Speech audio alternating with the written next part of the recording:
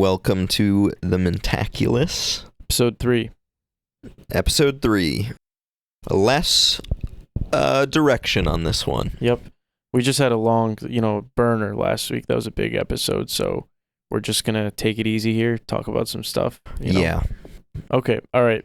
So we're going to start by talking about the special programming at FFF that happened this past weekend. Soren's going to take it away because he introduced Old and he helped. I don't know if he programmed it or it was Ageless or something. I don't know. Him, Batu, and Ageless programmed it together. So yeah. So the Ageless International Film Festival suggested this, and Batu texted me and was like, "Dude, they're so cool. They suggested Old," and then I was like, "You have got to let me do the intro." What is and the Batu, Ageless International Film Festival? It's an international film festival that it's films about aging. Okay. Yeah, I don't know. Like it's like an older crowd, run by older people. Were they well attended with older people, or was it mostly just students anyway? Probably more than normal, I'd say. Yeah. A few hecklers. Really? Oh. During the movie or during the talk? During the talks. Oh, okay. Yeah, but it's okay. Yeah, so I got to do the intro. Thank you very much to programmer Batu for that. That was joyous for me. I looked forward to it greatly. My intro was like 1,400 words and was so long, and everyone was like, "We're back." Anyways. So you were channeling your inner Batu there with the long speech. Yes. Yeah. Nice. I was taking my opportunity and making the most of it. And in that intro, I basically just talked about like the trajectory of M. Night's career and how starkly the critical consensus turned on him when he turned on the critics, and then the popular consensus turned on him when he adapted Avatar: The Last Airbender, which is a baby show for babies, and they got mad about that because the adult fans are losers. Yeah. And they're babies. Anyways, I heard it wasn't very good either. I mean, yeah, but it's like it is not nearly as bad as anyone says. Look, like that sort of blockbuster, just having been made 15 years ago, is so much better than the slop now. Yeah. It's like a sweetheart film. I can't speak to that because I didn't see it. Yeah, no, I've not actually seen all of it. I've just seen probably 40 minutes worth, but it's a movie or shows? It is. Oh. It is a movie. Okay. Anyways, it became very easy to comfortably hate on M. Night for a long time because of that turn in his filmmaking, and also because like racism towards him, because maybe he didn't mature enough, and people were able to just, I don't know, racialize certain narrative devices and spew very mean nicknames about him. It was just okay to hate M. Night for a while. Quentin Tarantino. Yeah, Quentin Tarantino popularized that one. And so I talked about that basically, and how probably all of his last films were bastardized by that, and people just aren't gonna get it and are automatically gonna turn on it.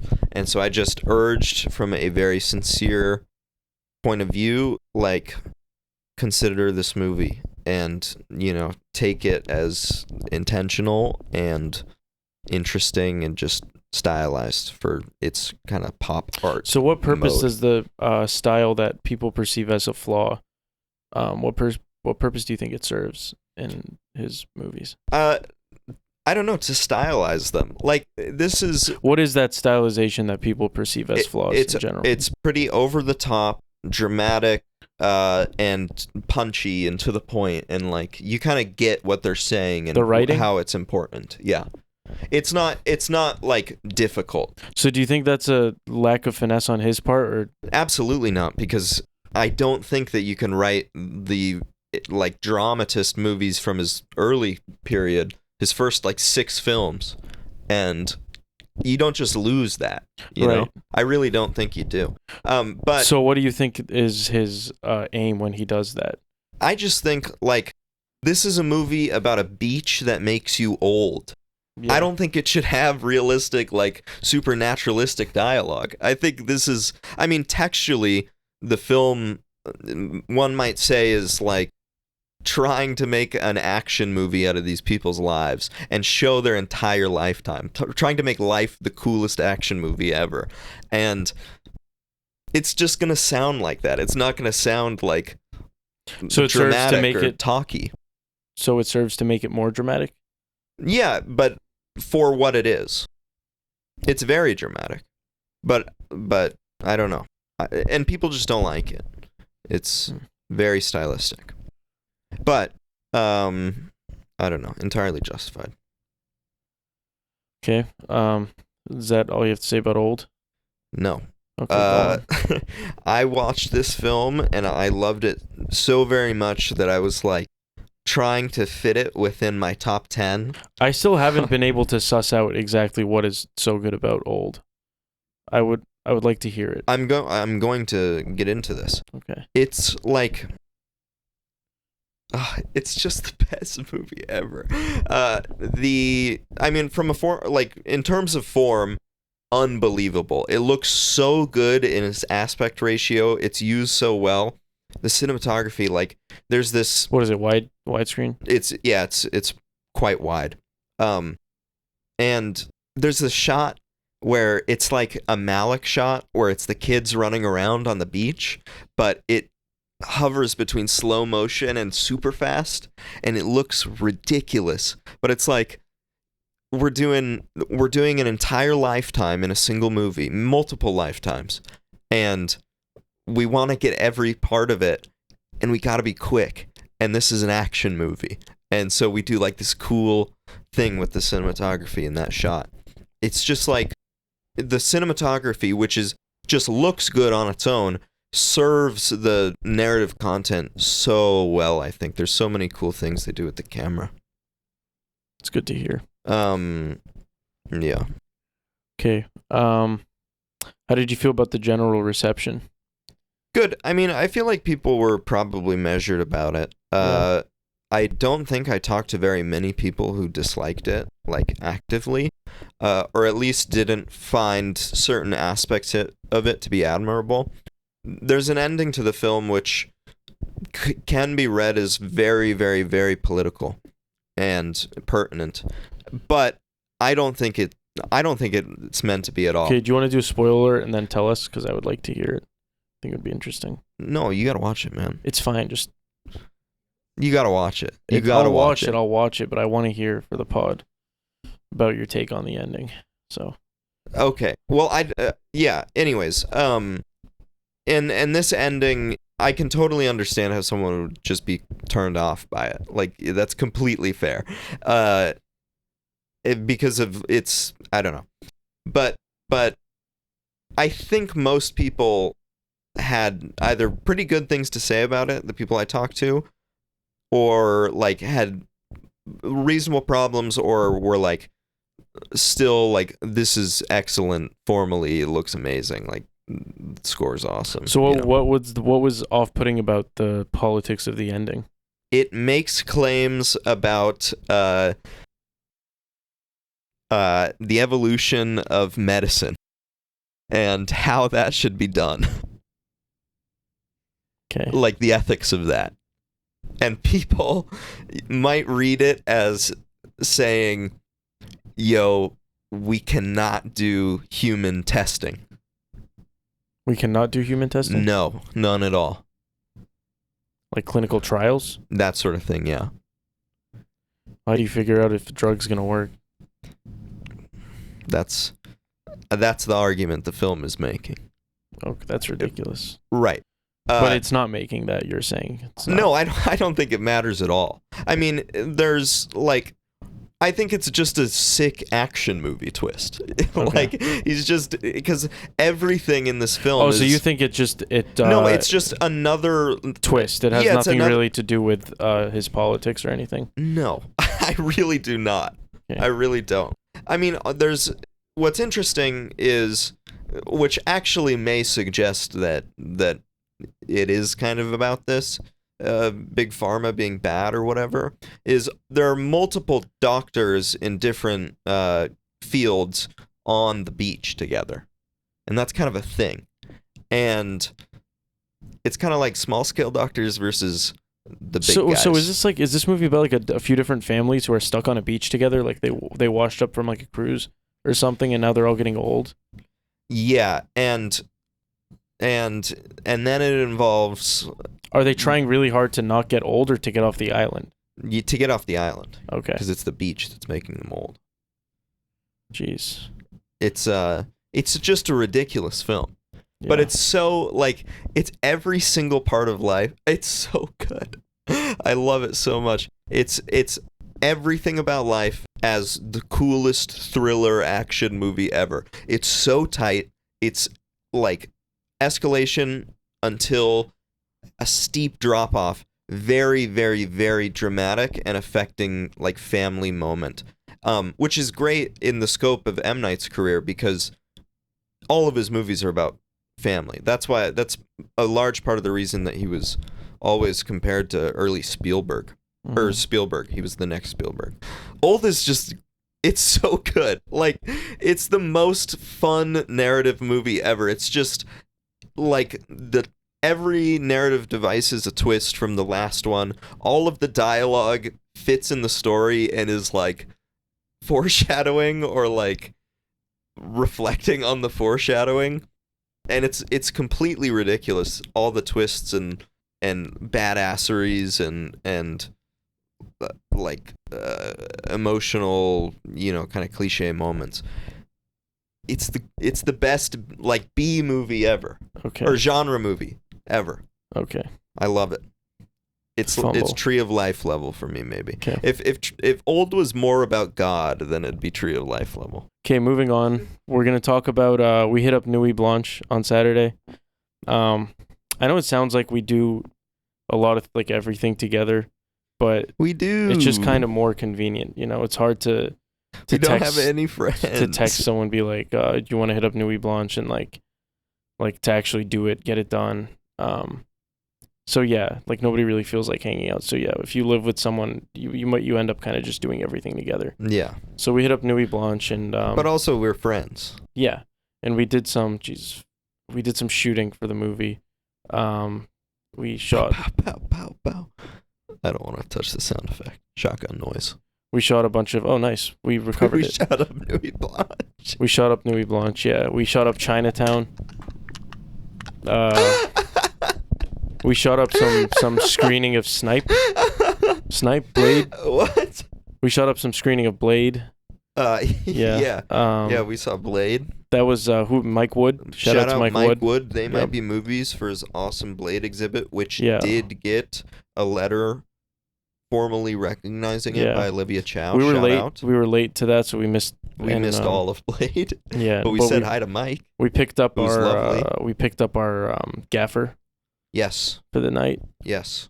And I'll say overall, Nuit Blanche was there was not a lot going on. Honestly, there was nothing like memorable, and like there wasn't even anything stupid enough to like to get my attention. It was just a bunch of boring crap.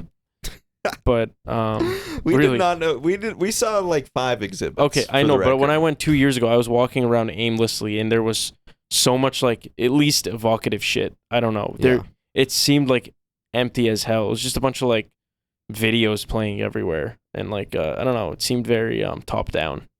Yeah. So, but we were shooting a movie, and the lights looked amazing. All the neon signs that were. Yeah. So, our shots look great. Yes, they really do. Yeah. And so we just kind of ran around. We had a couple people on the boom. Shout out Michael McKenzie. And Batu, who helped later. Alex, the co-star.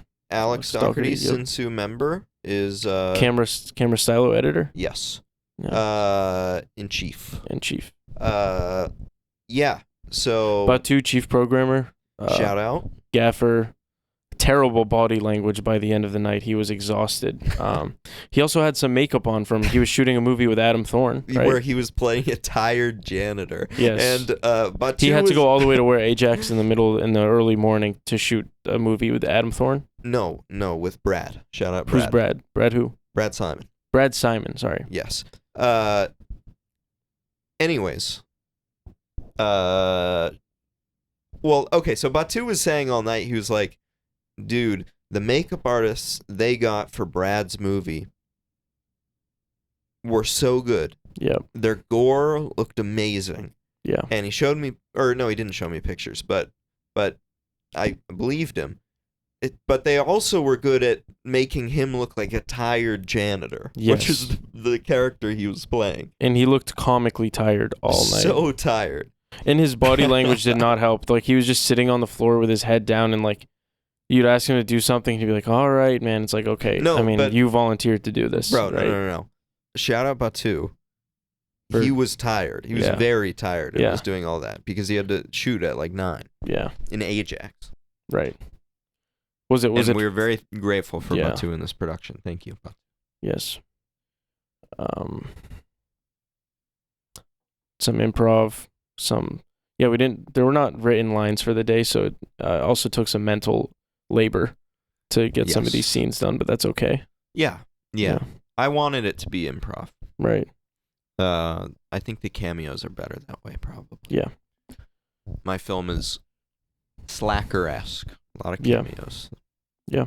And shout out Michael and Mackenzie for shooting felt good to finally get going on production. Some actual acting in. You know, the whole skating sequence was it was fun to do, but it was different. But to actually get in front of the camera and and I think it's weird because the character is gonna kind of in different scenes is gonna kind of depend just on the mood I'm in, because like if I'm in like a bad mood that day, the character is just gonna be a little like little more downtrodden, but like we were having fun last night. I was excited. I was hungry. I thought there was food at the other side of the horizon. It's okay.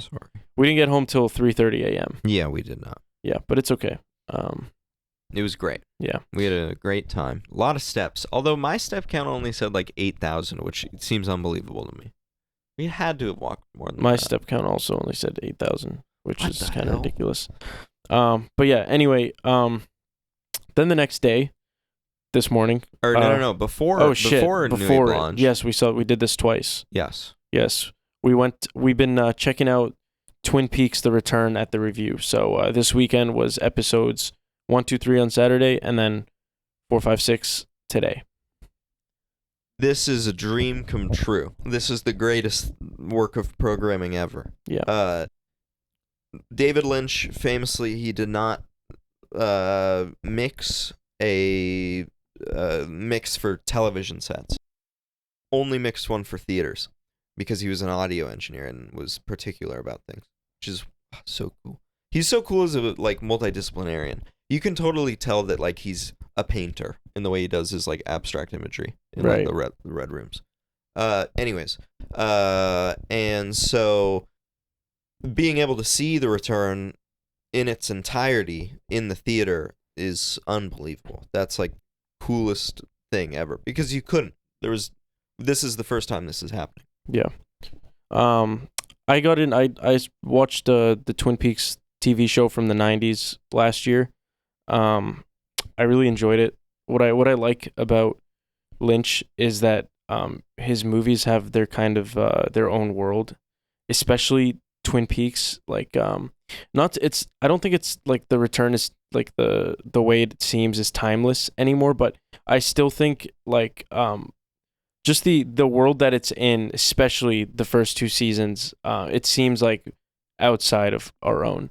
Yeah. And it also seems like very small, very insular. So it also feels like the issues that like I think David Lynch in Twin Peaks likes to like he likes to talk about good and evil, like good and bad as like really simple things, and that's hard to do in the real world. But in his little worlds that he makes, you do really feel like there's forces for good and forces for evil. Mm-hmm. And it's nice. It's like a childlike it's like a childlike mentality in view of the world, and that's not like an insulting thing. It's really sweet. It is. It's like a different way to look at things. Yeah. And no one really does things that way. Nobody thinks about things that way. So it is very refreshing. It's like the most nostalgic thing. It's so like universally just nice and nostalgic. Yeah, but then what Lynch does with nice, I don't think this is a spoiler. If you can call it a spoiler or not, but I don't think it is. Like when the little boy gets hit by a damn truck in The Return. Yeah. Like it's Lynch's thing to like establish. I mean, that's what Blue Velvet is. It's like this very nice backdrop of like, and like what's his name? David Foster Wallace says that like, but no, he doesn't. It's not David. It's Guillermo del Toro. Says that David Lynch really likes the nice stuff. He's not just having it there to subvert it, but like you have the nice. You have the kid playing with his mom. You have Harry Dean Stanton like. Basically, it almost seems like he's saying goodbye to the world. Mm-hmm. Like he's looking around and he's like in tears at the fact that the way I see it is like he only has so much time left, and it's breaking his heart because of how much he likes the world. Yeah. And all that stuff is like very genuine. And then what Lynch likes to do is like, to make you horrified after it. Like which is, like that sequence was. I mean, it was like. Completely unnecessary violence. Like it was just a complete accident. The kid had nothing to do with it. It wasn't an act of intent. Yeah. But it was just a general, because the electric poles were like the sound was happening. Yeah. So it was almost as if this force of evil was in control. Yes. Yeah. So to me, like, I think, and I don't think this is like a thematic read. But I don't think it's a spoiler. By now, I think it's like obvious, at least on a formal level. Okay. I think The Return is about how you cannot go back. You cannot go back. You cannot go in back. Time. No, not in time. Just like in terms of nostalgia, the dangers of nostalgia. I agree. Yeah. And so I think, I mean, not only. Well, actually, I don't see. I would like you to describe how it's about that, but I agree that you cannot go back. But content things that really say this. Yeah. So I don't want to spoil this. I do think it's there, but even in form, I think it's definitely there in form. It's much colder. Yes, and it's warm though in Twin Peaks where it's shot on film. And I actually really appreciate how they did that formally. Yeah. Like the courage for not courage, but like it's kind of a risk for an old guy like Lynch to not just go digital, but also to take on the technology, the humor, just the culture of today. Oh yeah. Instead of sticking to his old things. As like, an old guy. Yeah, to like the whole cell phone thing, like all that stuff is like put cell phones in Twin Peaks. Of course. And it's set in like 2016, 2017. Yes. So like it's pretty like accurate for the time. It doesn't feel No, it doesn't feel It doesn't feel like corny. I mean, it's No. corny because we're so advanced now. Yeah. But like it makes sense. Yeah. Which is cool for an old person to be tapped into.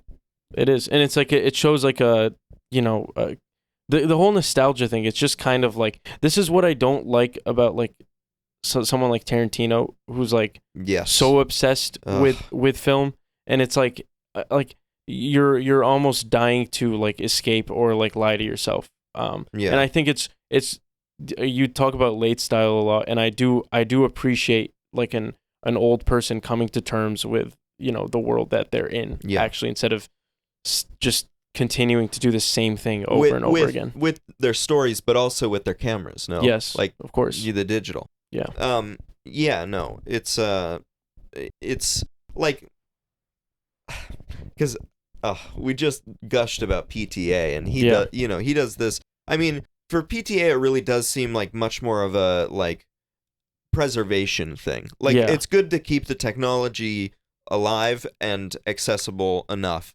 because like things like this should not die. Well, also PTA just made like his people always criticize him for making period pieces, and finally he made an urgent present film, and he shot it on film, but he just likes film, He also shot on 70mm IMAX. That's like the best film you can get. Yeah.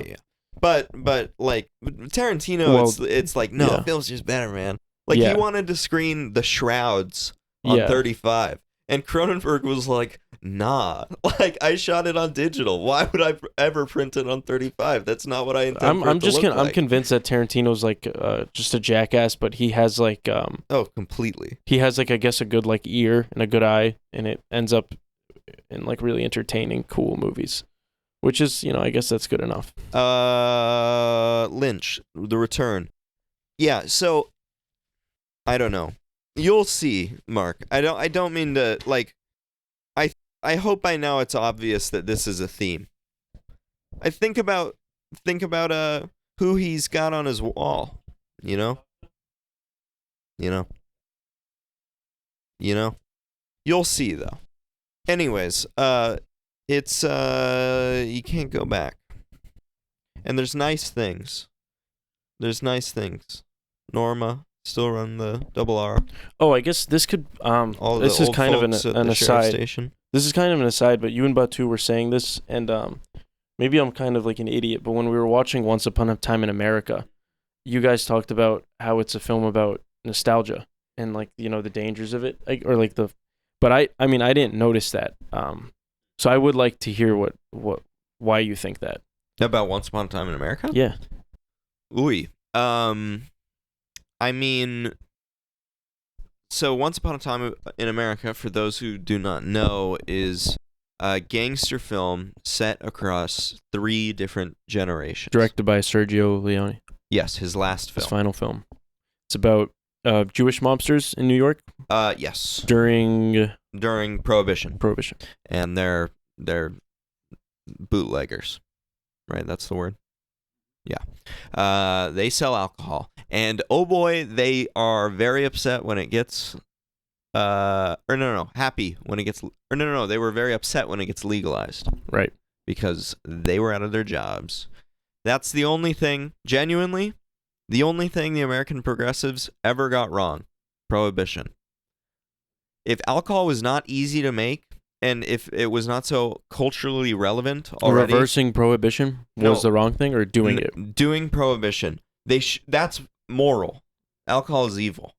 Okay, what you think... So you think America... Like, no. Okay, no, I'm saying, but if America didn't allow alcohol, if it worked, we'd be like one of like 10 countries in the world, so people... we'd be ridiculous in the West, to be honest. Whatever. What I'm saying is if it worked, it was the only thing the progressives failed at, because they tried to do it. That was the only thing they got wrong. And it should have been won, but it was not. Right, yeah. So about nostalgia. What is it?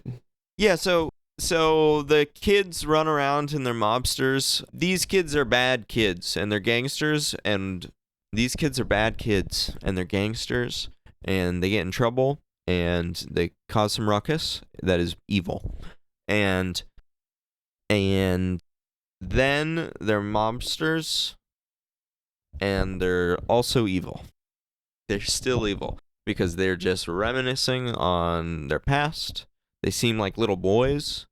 They behave the same way, and they've never grown. Nope. Because they're so fond of their past. Yep. And then they're the same when they're old.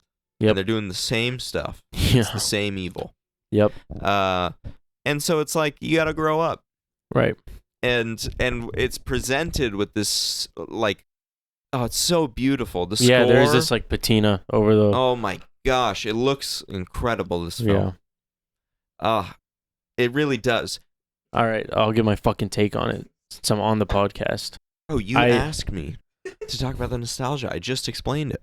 I felt pretty like I loved the movie to start, but I felt pretty bad for like a few days after watching it, because it's like I don't know, a couple of the scenes, especially one of them, just give you this like really bad feeling, because it's just this it's just such a like a depraved, nasty moment, and then you just see that direct aftermath of it for like the next few minutes, and just the way that like De Niro's character treats her and the way he becomes, and the damn limo driver is there and he's just observing it, and he's just doing her job, and he's gonna drive her home. It's and just doesn't really grow past it. no, not at all. It's nasty. But he's sick when he's older. He's cool. Yeah.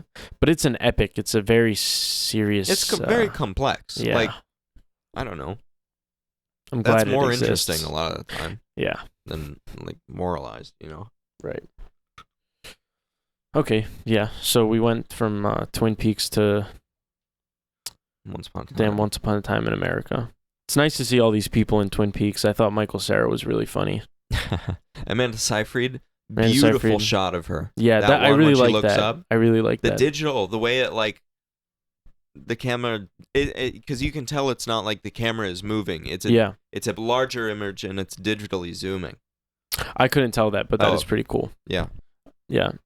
He's not afraid to use digital. No, not like, at all. In ways that might seem like it's just unrealistic because it's like just abstract formally. And that's really cool and way more interesting than like perceived physics, like how physics works in digital. And the way people talk to each other is like, I don't know, it's so like awkward and inhuman, kind of, in a way. Like the conversations, they feel so constructed, you know? Yeah, like they're very like designed for sure. But I feel like to me, it's like just trying to show the weirdness of how people are and how people talk in these weird communities. Yes. You know, the suburbs of Las Vegas. I mean, every single world. conversation is this like event. You know, Right. it's this like spectacle. It's just funny. Every conversation is its own like freaky dance. Yeah. There's always some odd dynamic, especially like Michael Cera and He's so good though. the new sheriff. Like the guy's just staring. It's such a funny scene. It's so funny when he goes, "Wonderful tone of phrase." Let me ask you this: Wonderful tone of phrase. do you feel the review there's a little bit too much laughing? No, I agree. There's visual gags. These episodes are filled with little visual gags, which is great. Funny. Yeah. It's very funny, and a lot of the scenes are supposed to be funny. It is mostly smile, maybe chuckle funny, but you know, you have an audience full of but excited. It's sweet. Yes, of course. It's good. Yeah, it's not smile, chuckle, bad. Right. Well, you know. But you have an audience full of, you know, white Disney adults who just happened, you know, their focus is something They else. somehow stumbled into something actually good. Yes, and then that's just how, you know, like there's millennials, right? They never really grew up, so they're the worst. they feel like, They suck if they so understand bad. a joke, then they have to signal that they understood it. Epic bacon, avocado toast, Yeah. mustache. And there's one guy in the front who I think his laughter is actually just makes everything funnier. Yeah, it's great. He's laughing and coughing nonstop. It's so good. And like he gets in fits. Like something will really make him laugh, and then for the next 5 jokes he has to like come down laugh. He's also recording the He's episode. just taking videos of the screen. And he's sitting in the front row too. It's terrible visuals. Some old guy who looks like Chuck McGill screamed at him. He's like, turn the phone off. It was so bad. Dude, I could not think about anything else for 10 minutes and after it's so that. funny watching everyone's uncomfortable. posture, trying to forget that just happened because the theater's so quiet. Because this guy was like he screamed that like. It was so bad. But the phone away. Yeah, it was a little bit Lynchian, honestly, if you think about it. Oh my gosh, it was terrible. And you got these donuts they're serving. $5 a donut. They're pretty good donuts, I guess. I had a heavy, bro. Homer Simpson donut, but instead of strawberry, it was hibiscus. They're very bready. Yeah, which is good. I like I'm kind of sick of this like Krispy Kreme shit with these thin ass donuts. That's a unique kind of donut, though. I think, but I also think it's so different than Tim Hortons. It is, but like, I mean the slop donuts like Tim Hortons or Dunkin' Donuts, they're like Tim Hortons are terrible. Yeah, they're like, but they're the same kind of donut as Krispy Kreme, but they're not committed and they're not like done well. But I do like, I think the cakey, thicker donut is like an art. You know, it feels more like it earns its taste. You know, because the Krispy Kreme donut, it's greasy, it's sugary, it's you just shove it in your. It's just so good though. But that one, like I like something that isn't too sweet because it you can eat the whole. What, Krispy Kreme? Yeah. I mean, I'm not really in the mood, but we can. But yeah, like I like a sweet thing that isn't too sweet because you can continue to eat it. It doesn't overdo it.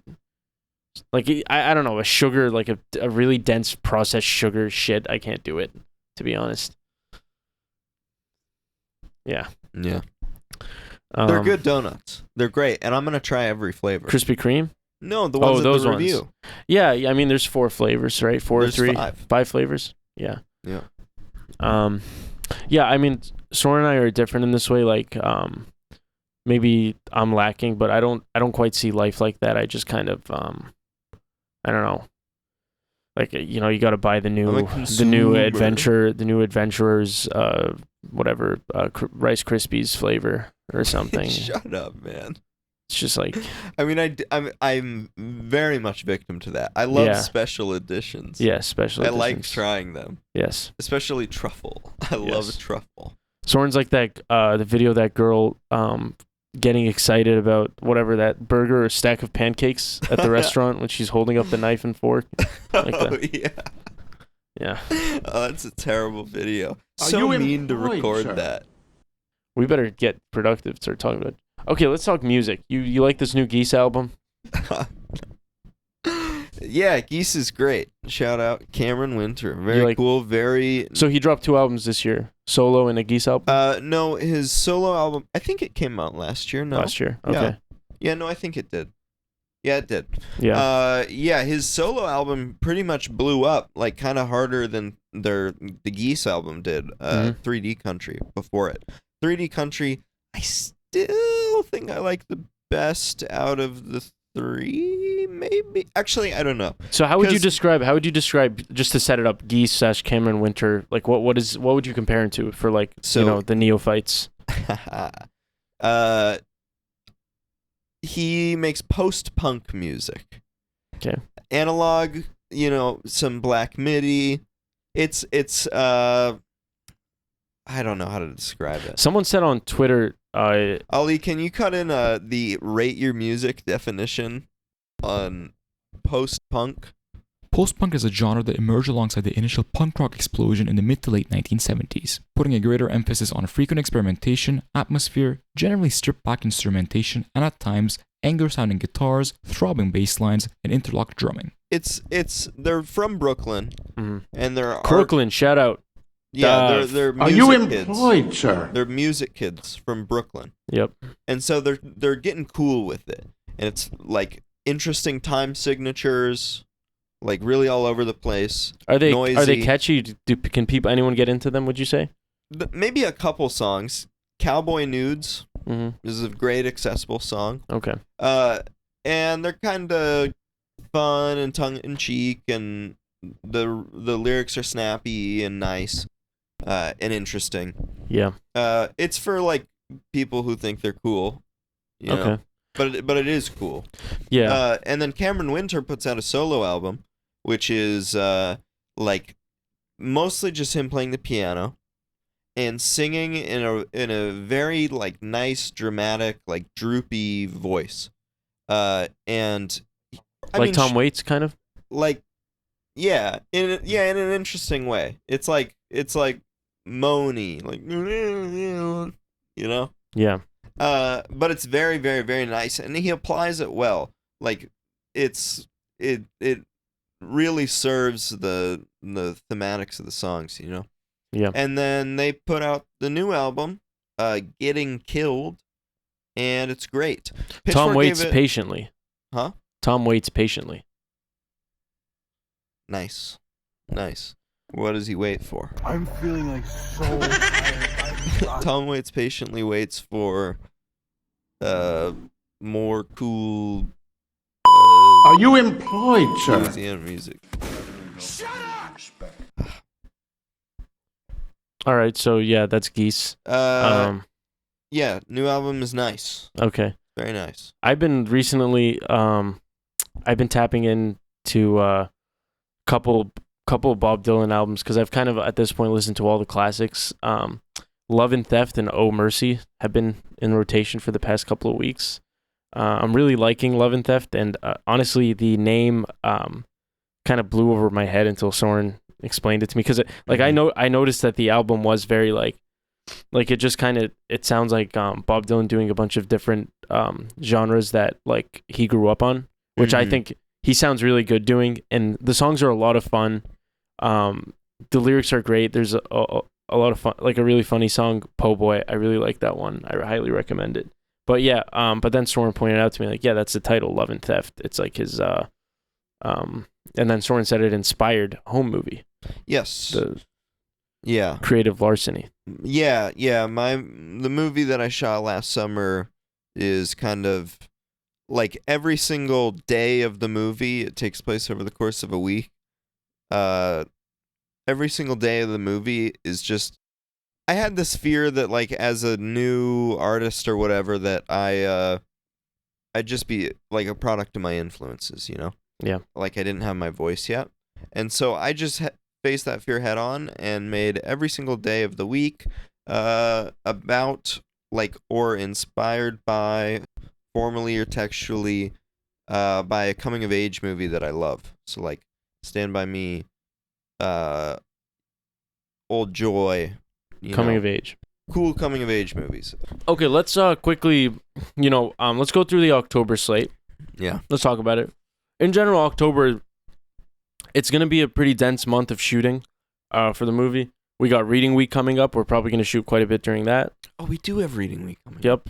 I mean, see, for people who are, hard at work and have class, reading week feels within reach, but for some people, they don't even know it's coming. But we got reading week, and I've got Louis C.K. next week. Soren bailed on me, so I'm going to go with Ed. Shout out to Ed. You're incriminating him. Yeah. Well, he went... biggest sin I can think of is he went to Saudi Arabia to perform a show. And he went on real time with Bill Maher. So he's not on a pretty evil too. But he is promoting his new novel, Ingram, which I might read at some point. I don't know. Has it been getting good reviews? I don't know. I'm actually, so Shadow Ticket's coming out and all the reviews are coming out, and I will not read a review. There's no way. There's no need. Do not. But yeah. So yeah, October's going to be a big month. I got a lot of exams. This is partially why this episode was a little more dead. We've been extremely busy. I mean, I didn't even go to old because I was working on something, but yesterday was a long day, and it's like, with Twin Peaks and all this stuff, and it's an exciting month. There's a lot to do, but your boys, we gotta get into grad school. We gotta lock in too. So all the fans that are constantly asking for stuff, we're human beings, okay? And yeah, and I see you, okay? And you're not on top. You're not recording a podcast. You're not working. You're not doing what we're doing. So you're not hustling. Yeah. So go to your 6,000 person lectures and wait like a good boy Wednesday at 5 p.m. Whether the episode's good or not. Yeah. Okay. Your job is to listen, not to send us DMs about how you wish there were more episodes, or wish we didn't start dropping off quality after the third episode because we didn't have the crutch of TIFF and then PTA to do. This, I'm sure, was way more entertaining. Genuinely. People don't want to long form like, oh, this is a PTA movie I like. People like this. This is why. People why would rather watch you fail work. to articulate why Old is a good movie. Oh, I'm joking. It's a joke. I'm joking. Luis Guzman's in a commercial for Ontario Gaming. Damn it! We got. He lives in Vermont. In Hawk Tua. Wait. We got 2 news. Hawk Tua. So Hawk Tua's in Chad Powers, as everyone knows. But you guys got to see this video of the girl who was supposed to be in Chad Powers finding out in vivo live that she was digitally replaced or whatever. Maybe they reshot the whole thing. They reshot the entire They sequence. thought this is going to cost like $100,000 to reshoot. We got to bring everyone back to work for this bullshit movie, and we might make a couple $100,000 more with Hawk Tua girl in it. they probably had to rewrite some lines because they probably mentioned something about Hawktua. Yeah. So that confirms its identity as a Republican movie. Ugh. Yeah. So bad. I mean, it's based on a football commercial from from like a while ago. Yeah, with Eli it's just Manning. awful. And yeah, it's just these gimmick Eli, movies right? coming. It's nice to see gimmick movies. I think it means No, it means that the slop they're like no, you got to they're have transitioning them from slop to like short form slop to long form slop. yeah, That's and it's valuable. like the TV. This is the TV movie, right? Kinda. This is the new TV movie. Sure. Yeah. But That's you know what's nice. weird? You know what's weird? Hmm. The TV movie or the straight to whatever, straight to DVD movies. All those used to be the shit movies. But now, if you're Martin Scorsese or you're freaking Guillermo del Toro, your movies are straight to streaming. You're cock. You're cucked. And instead, you got to go to the theaters and watch Taylor Swift and Benny Safdie. I'm joking. Yeah. Soren, you said you don't want to talk about it, but you listened to the Taylor Swift album for your girlfriend's case, so... No, because I'm a big fan. Okay, fine. You listened because you're a fan. Of her music and not who she is as a person, because she's okay, an evil all right. billionaire murderer. Okay, this is not something you do often, but What? I want to hear your take on the music itself, because people, people obviously, for good reason, don't like Taylor Swift, or they got political issues. But I am curious as to, like, how the music's doing. What did the album sound like? What is she evolving? Is her songwriting getting better? The last album I thought was awful. I really thought was very bad. The Dead Poets Society? The Tortured Poets Society. It was very, Department. very, yeah. The Tortured Poets Department. Yeah. Are you employed, sir? Yeah, whatever. Terrible. Truly terrible. The songwriting on this album, pretty bad also. That carried over. How's Wood? I heard it's hype. Sounds like, is it hype? Yeah, I don't know. I mean, I'm sure it's very empowering. But like to the people but who it's are like, also like the it's people like who only enjoy art if it literally says something that they went through. I really, like, it's hard for me. I'm such a hypocrite. I really am a huge hypocrite about this, but I really do not like billionaires, and I think billionaires are actively killing people by right, but their money. Jay-Z was a billionaire when he made 444. I know, but that's really good music, at least. Yeah. It's hard for me to take, like, I don't care about billionaire sex songs. So you think, okay, yeah, so you think I as just her don't. she got richer. When it's not good, Beyonce can do it. Yeah. Well, I honestly don't like Beyonce's music that much either, to tell you the truth. I like Lemonade, but I also think it's vastly overrated. Like, it's on top 10 lists of all time. Didn't he get number 1 on Apple? Number all 1. time? Yeah. Or okay. 2 or something? Yeah. 3? Danny, by the way, just for the record, my brother was stamp. upset that the Carter 2 was not in the top 10. Which, the Carter 2 is one. That's like probably the best Carter, but Not 4? no, bro, not 4. Definitely not 4. I'm confusing them. I need to double check. Lemonade was number 10. Where was Highway 61? 2. 2 is what I was thinking. Yeah, 2. Okay. Sorry. Wait. Yeah. So was that list? You could only have one per artist. They didn't have. Really? So some artists had more than one. Dude, Pitchfork gave Good Kid, Mad City like 12 on best rap albums of all time list. Over To Pimp a Butterfly. To Pimp a Butterfly is so much more undeniable than Good Kid, Mad City. Look, I really think so much more undeniable. No, I really think they're 1A, 1B. Bro, no. I really think they're 1A, not. 1B. I prefer To not. Pimp a Butterfly, but I think they're both epiphanies. They're both insane albums. To Pimp a Butterfly is so I think much good, bigger of the an thing album. that's more It's impressive. So much more okay, impressive. the thing that's more impressive about Good Kid, Mad City is that it does what it does without being such a without being so conscious of itself as a giant artistic statement. You know what I mean? Like without the jazz, because it has like the West Coast sound, but it's like it's still that's so much more it's meaningful, man. What do you mean? It's self-expressive. It's self-reflexive. No, I'm not saying that. But I'm saying like it's impressive about Good Kid, Mad City that like there's multiple clear like hit songs, like club songs that that's still great. thematically fit into the album, and they say a lot. It's a great. I mean, but to be honest, like more often, I feel like listening to it. More often. I really don't. I'm someone. To Pimp a Butterfly, it's one of those like albums like you have to remind yourself how good it is. Like you have to listen to it again to remind yourself. It's so good. It's so good. But this is a big disagreement for me and Mark. I think Morale is the best. This guy thinks Morale is the best Kendrick album. By far. You think Morale is the best Kendrick album. By far. And he thinks The Heart Part 5 not only is the best Heart song. It's the greatest rap song of all time. Okay.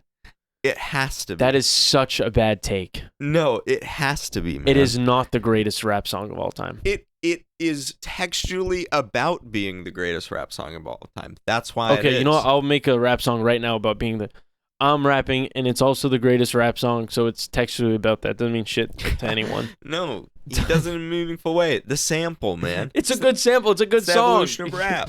Okay, Kendrick. Wait. I don't know if Kendrick is like R&B, very R&B inspired. I'll just say rap, like hip hop. No, I would say hip hop in his day is inspired by R&B. Yes. I don't think he's like more than other rappers. No, but R&B his samples inspired. are really good though. The samples are great. He has great beats, but I think Damn is a better album than Morale. For sure. Dude, you're Morale is you're killing me. You're killing me. The whole by the way, the whole thesis better. of Morale is I couldn't think of anything really smart to say about how like I can't top the genius of Good Kid, Mad City or To Pimp a Butterfly, which is obvious because those albums are epiphanies. They're literally accidents. You have to get lucky to make albums like those. You can't just like consciously. Damn was his favorite before then. He said that on a podcast when he was promoting Damn. Oh, okay. But I want to say Kendrick doesn't lie. No. He's not a liar, bro. What'd you say? He's not a liar, bro. Okay. Kendrick Lamar Duckworth is not a liar. No, but he what was I gonna...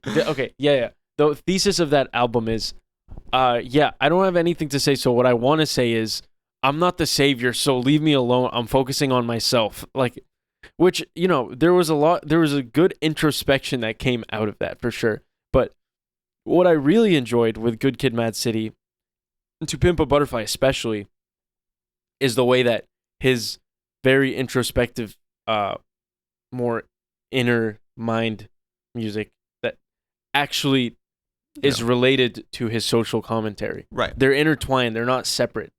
But I thought his social commentary on this one, on Morale, was a lot more shallow and surface level. Like, it's poppier. The things he's saying are more surface level. They're not really, they don't feel like as much like revelations as they did on To Pimp a Butterfly. And I just thought some of like Father Time, for example, it's a good song. It is. But it just feels like, okay, this is a good Kendrick song. And the way he's rapping, like he's just yelling and like, I don't know, he used to do more interesting stuff with his voice. I don't like that he's hanging out with Keem. I think that's part of the problem. No! Yeah, I think that's let's get real. I think that's part of the problem.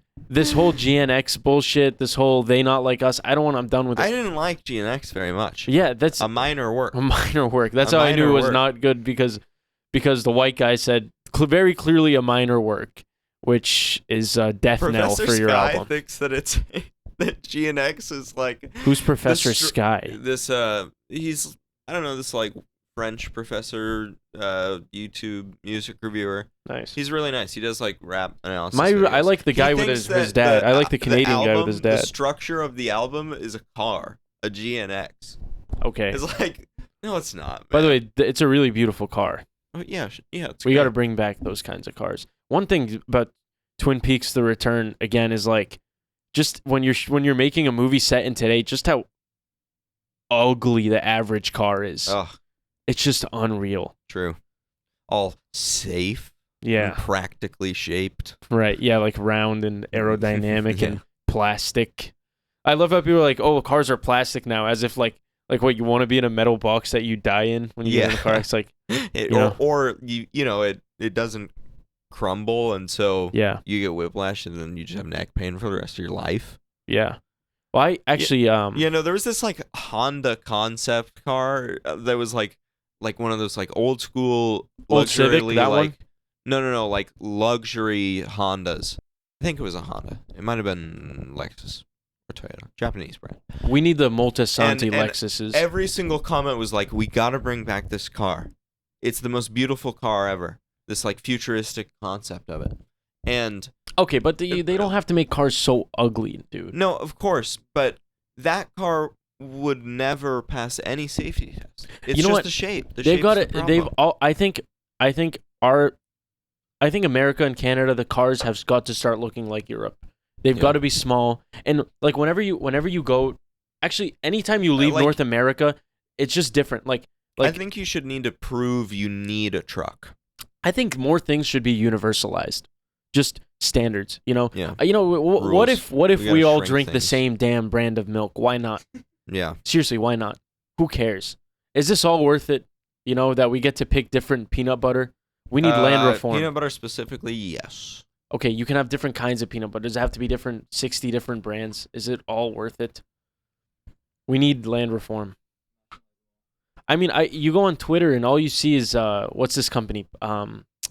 Blackrock. Holy shit, they're buying everything. Yeah, that's bad.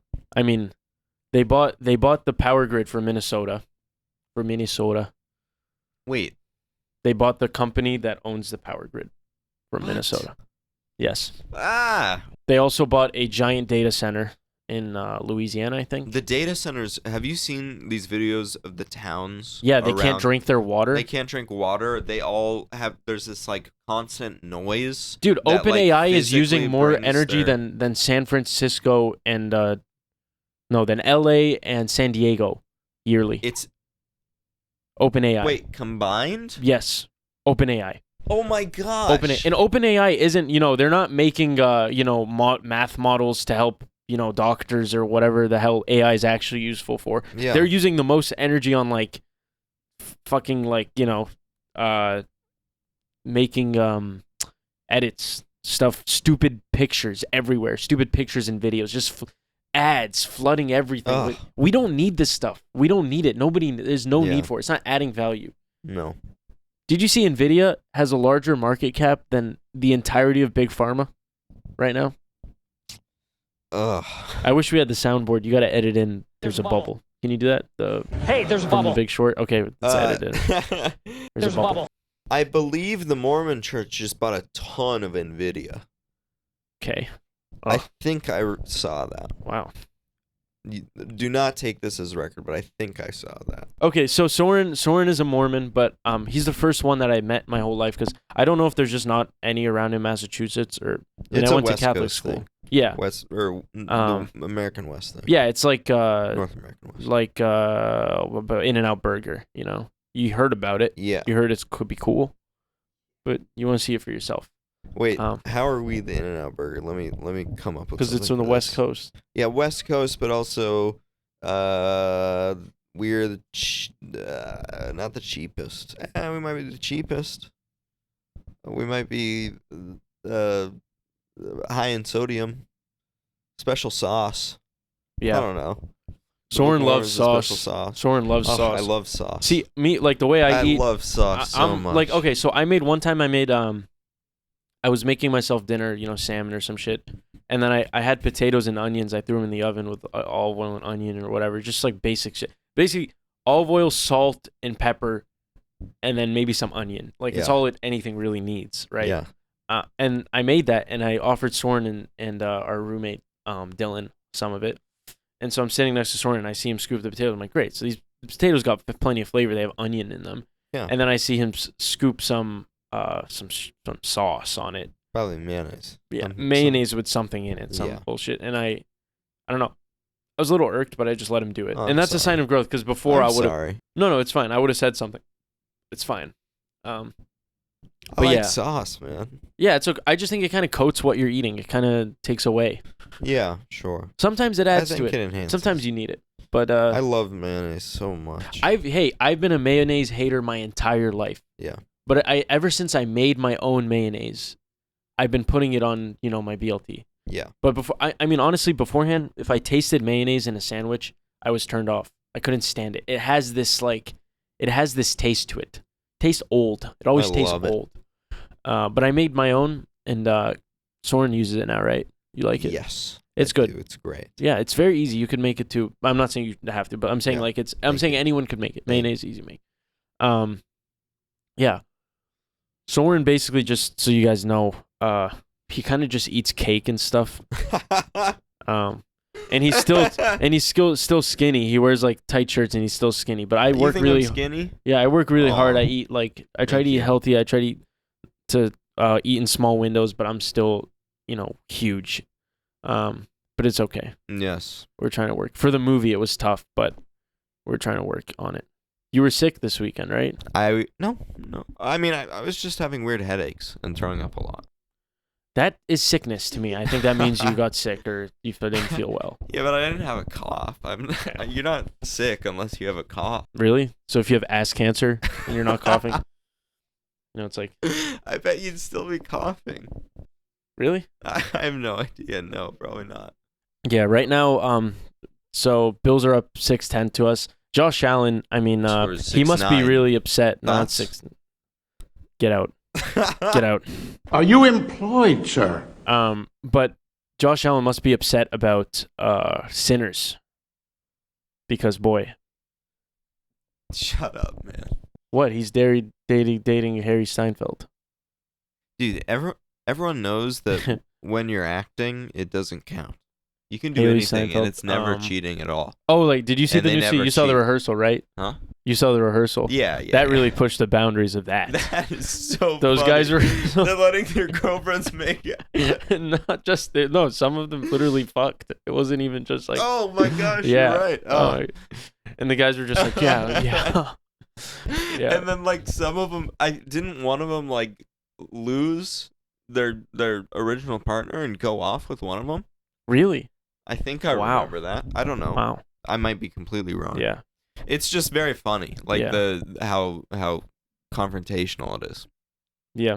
What's the line that Hailee Seinfeld says in the movie? So Hailee Seinfeld with her vampire boyfriend. You stuck your tongue in my throat. Dude. I'm Hailee Seinfeld. Oh no! You stuck your tongue in my throat. I didn't even get it.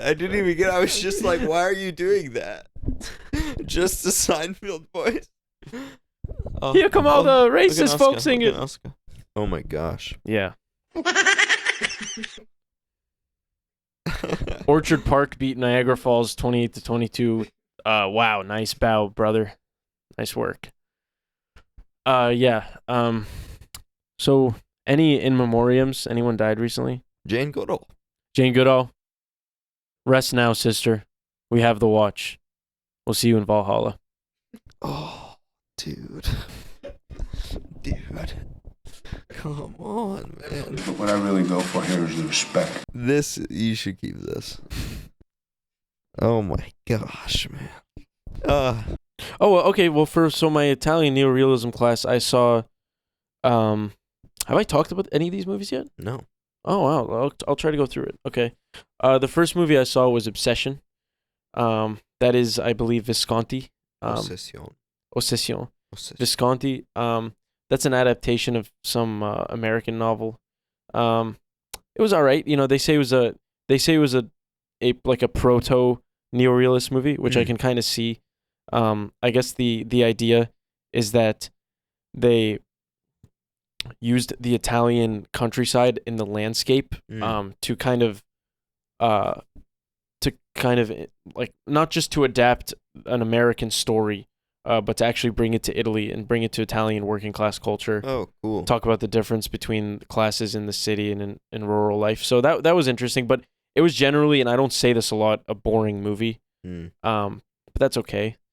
And then it's one of those things that it does reinforce the themes in the story, but yes, it's also just yeah, it's bored me a little bit. Yeah, but it's makes sense. Yeah. Then we saw let's see. What's the first one we saw? Gosh. Was it? Oh yes, The Children Are Watching Us.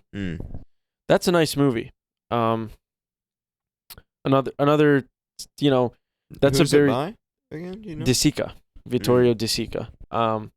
That one was cool. That one was about a little boy whose mom is sleeping around and trying to run away with some other man. And the movie's basically kind of how adults are failing children in a way. But I do also think the movie is a little bit conservative. It's like it really sides with the church, which is interesting. You know, I think it came out towards the end, maybe coming out of fascism in Italy, which is interesting. But the Catholic Church was 43. Thank you. So quite like a few years after the fall of what's his name, Benito. But yeah, the Catholic Church was against fascism. Yeah. To be fair, but then the more really interesting ones we saw, I think, was the war trilogy, the Rossellini movies, Rome, Open City, Germany, Year Zero, and Paisa. Those are great. Those are so like my perception of neorealism had always been like that of like the Shoeshine type story, where it's like a small story about kids, and it's like, you know, and it makes you feel really nice about the world. Also sad, but it gives you these like very kind of similar to Lynch in a way, these like good and evil feelings, and they're simple and they're nice feelings to feel. But the war trilogy, I think like it was a lot more interesting because it tackled some really heavy issues, and it did them at, you know, live when it was happening, which I think was the most interesting thing that came out of neorealism, was like the urgency of the filmmaking. Because at the time, Italian cinema was, you know, it was the cinema of like looking back, period pieces, drama about wealthy people. And I mean, you could say the same thing about, you know, Hollywood. So it is interesting when someone, you know, confronts what is happening right now. So that was cool. Yeah, I mean, when the movie that was shot in Berlin, Germany Year Zero, was so dark. I mean, you should just see what Berlin looks like. Dylan, right? Yeah.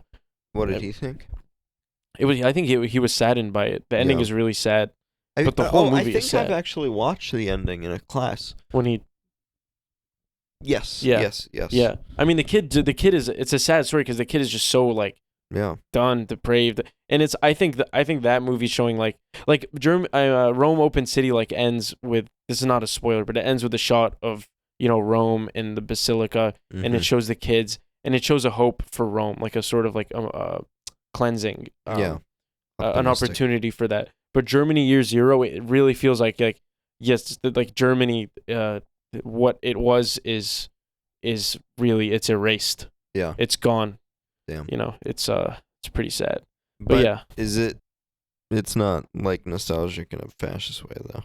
No, not at all. Okay. No. It was shot like right after the war. Oh. Rossellini was not down with the fascists or with Germany, anything like that. Yeah. It's a story about a German family. You know, a couple people still have Nazi sympathies, and like it's it's a very serious movie. Yeah, I mean, there's no like, you know, serious drama going on. Yeah. You're just kind of seeing this kid living a sad existence in a destroyed Berlin. But and then Paisa was sorry, I don't want to keep going on about this. Oh, keep going. You're okay. Paisa it was a episodic movie about basically following American soldiers. But it was set in with different. It was the liberation of Europe, but specifically of Italy, going from south to north, from like Sicily to like central north, and it was just following different Italians with American soldiers. Sometimes they were direct war zones. Sometimes it was, you know, something going on in a church or something like that. And I thought it was interesting because the movie was originally dreamt up in the United States, and it was thought of like following the American perspective, but Rossellini kind of took it over and made it follow the perspectives of Italians, and also especially the Italians who worked to help liberate Italy. Again, that was a really interesting one. Just great. All of these movies that we see in this neorealism class are they're really sad, man. Every single one. Yeah.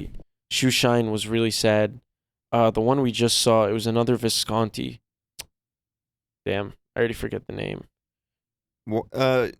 How do you like to compare them to the American neorealist films, like Sean Baker stuff? That is interesting. That's a good.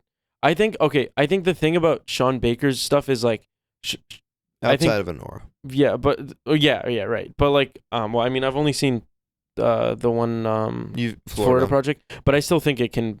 The thing about like Sean Baker's stuff is I think it benefits from being like super contemporary because like the way we see it, because like the thing like it does a lot less moralizing and like just that's true. Again the whole assigning things as good and pure, like the assigning of children as good and pure is like which is, it's true, children are good, but yes, like we can't, the world cannot be solved or though I think Red Rocket maybe disagrees a little bit about the fact that children are pure and good. It just romanticizes the relationship, and I mean, hey, the children, I don't know. The children in Florida Project are annoying to me. They're annoying, and I think annoyed, but you're not annoyed like, by that's them. Cute. You're like they're cute in parts, but I'm annoyed by them. And then also like, obviously, I understand like completely separate from what she has to do to take care of her children and all that. I'm not no way am I in position to judge that. But like in a vacuum, like when she's at the restaurant with her kids, I also think she's kind of a bad mom. But I'm not judging her in any other way. I just think she's like annoying. Like, but the kids, they're just kind of annoying and rambunctious. But maybe I'm just jealous because I wasn't much of a rambunctious fellow when I was little. Me neither. Yeah, we were well behaved. We were well behaved. Yeah, I never got in trouble. Yeah. I mean, I got in trouble, but I didn't really do anything. That makes us. We're so much worse. We're so much worse and less interesting as podcasters than Cumtown. Stop doing talking bad about stuff. Cumtown. Yeah, we were not doing bad stuff. We weren't doing bad stuff. Yeah, actually, I found out. Maybe he hears this, but my best friend in preschool, I used to bite this kid. I used to bite my best friends in preschool. My best friend, one of them, Elijah Policard, he is now, if anyone knows him, let us know in the Sinsu DMs. He is now a rapper named Rich Amiri. He's Rich Amiri. He's Rich Amiri, which is, I guess, has a famous TikTok song that's pretty famous. Yeah, a few. Yeah, Rich Amiri. Yeah. He signed to Internet Money Records, and he's born in my year. He went to preschool with me. He's a nice kid as far as I can tell, and he's more successful than the both of us. So yeah, shout out Rich Amiri. I hope I played a part in your development. I hope you can share the riches. Maybe share some of the Amiri. Dude, we gotta get this to him. I'm trying to get. He's gonna write a song about you, bro. I'm trying to get Soren to let me put on some Amiri for the pod, but for the movie, you mean? For the movie, yeah, to get me fitted in Amiri. Yeah. So I've been dressing like Soren for the movie, and I kind of look like Master of Disguise. You gotta throw it up there for the clip. No, Master of Disguise turtle. You don't. It looks good. Yeah. It's just a green cardigan, white shirt, and round brown glasses. Yeah. So. No, it's nice. You look good. Yeah. Anyway, yeah. So Soren and I, as you know, we're Toronto transplants. We're American expats, and we see what's going on.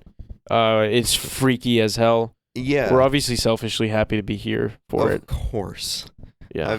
My parents having had me in Canada is like the greatest blessing ever. Yeah. It's amazing. Anyway, yeah, so Trump, he's ruining everything. And the only way that this can be fixed is, I mean, honestly, it's just like there is not a legitimate law anymore in our country. The problem is like, okay, we already were never respecting international law since before World War II, like we never followed international law. We never enforced it. It got worse and worse. And now we're turning the things that we did to everyone else back onto our own people. And Trump is just breaking every law imaginable, and he's having a scandal every single day, and the courts can't keep up with him. And then he just ignores the ruling, and there seems to be no mechanism which is worrying. Yeah, the checks and balances. Yeah, they are not. They're not checking or balancing. No, it's just Stephen Millering everywhere. He's just doing whatever. He is sick. He's a freak. Yeah, He's scary. We need after this. We need trials. It's got to be Hague. We need the Hague. The Hague. Yeah, the Hague. The Hague. We got a little sidetrack there. The October slate. What do we have ahead of us? Ali, can you pull it up? Frailty next. Frailty, which is being screened on 35mm, except for like 9 minutes of that, but that's completely cool and fine. This is a cool opportunity. So are they gonna switch it to DCP when that happons, or disc? Blu-ray? Blu-ray, nice. But that's great. This is still a really cool opportunity. Directed by Bill Paxton, actor Bill Paxton. So that's pretty cool. Yep. It seems to be, from what I know, a kind of psychological horror movie in the sense that it's about psychological issues, not in the sense that it's a thriller. Someone DM'd us saying they're enjoying the Patriots talk, so I'll just give a quick update. We're up 13-10 against the Bills. Oh, that was your friend? That was Ali's friend. Yeah, we're up 13-10 against the Bills. We're saving New England. We're taking back the AFC East for the Patriots. Red, white, and blue, baby. Save New England from the Bills. Oh, okay. Yeah, and Stephon Diggs, it's his revenge game against Buffalo. NFL wide receivers love to take everything personally, so I guess he's upset that they didn't want to pay him after he tore his ACL. But the Patriots are desperate, and they paid him, and it seems to be paying off. He's having a good game. So let's get back to whatever horror bullshit we're showing for the month.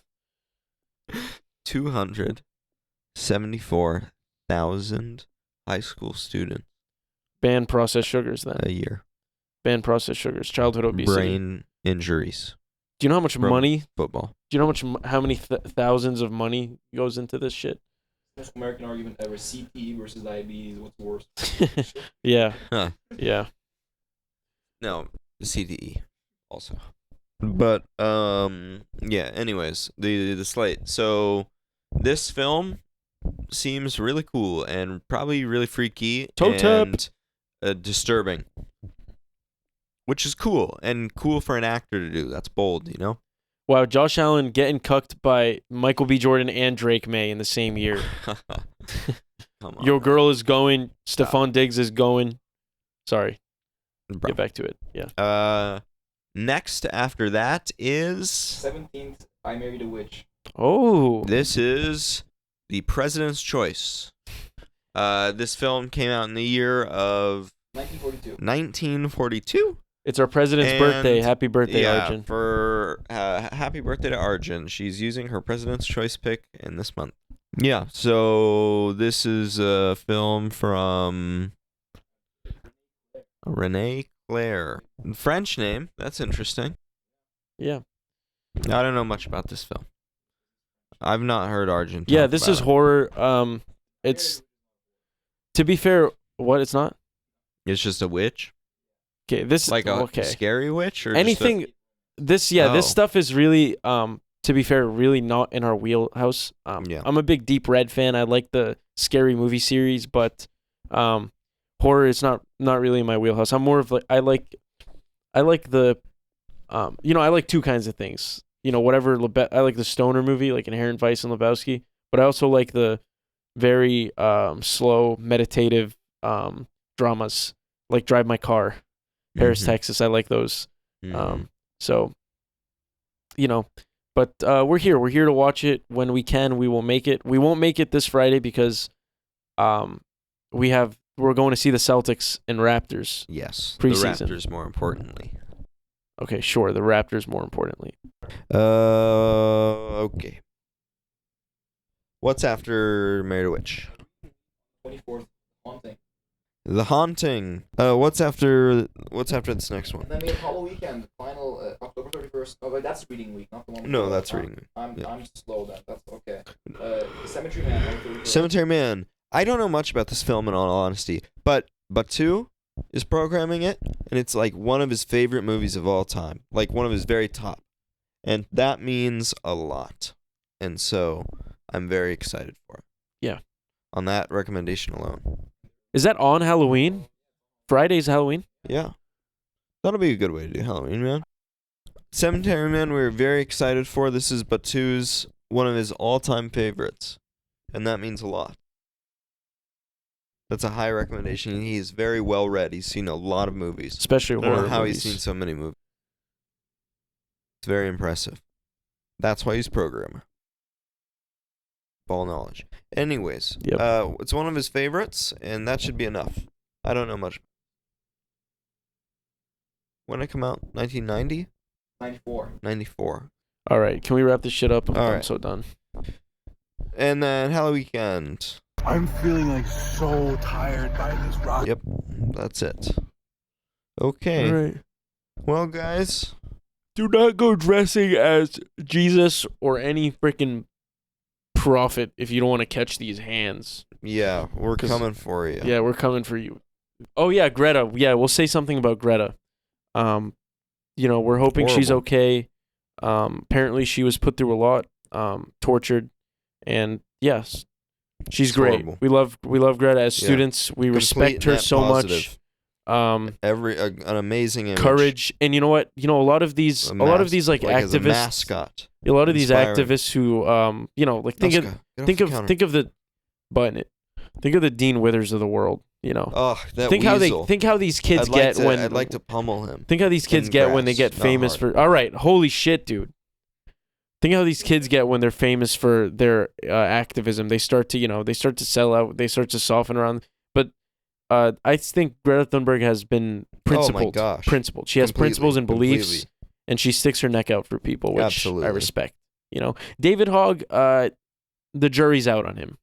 Kinda, I don't it's trust too him. influencer-y. Yes, It's too narcissistic. But absolutely forget about Harry, whatever that guy, Harry, the guy who was on the Adam Friedland show. Oh my gosh, Harry. Oh, what is his name? Whatever. He Dude, sucks. oh my God. Sisson. Harry Yeah. Sisson. That guy sucks so Yeah. bad. And then Dean Withers, those kinds of guys, Ezra Yeah. Kleins of the world, Let's get Sinsu to post this. yeah. This will get clicks. Yeah. Those guys suck so bad. They're all paid, no? No, they're operatives. They're basically DNC operatives. They literally are Yeah. paid by the DNC. But Greta, How could anyone want to listen to that? That's the dumbest thing in the because world. people are animals, dude. I don't know Oh what my to tell you. gosh. It really is capitalist, not capitalist. They're also That's the handsome. only They're like divide. pretty. They're. Oh, Yep. yeah. Yep. Yeah. So Greta Thunberg, we love her. She's principled. She's great. Yeah. And they It's a did great shirt she had. horrible thing to her. All right, Dunzo.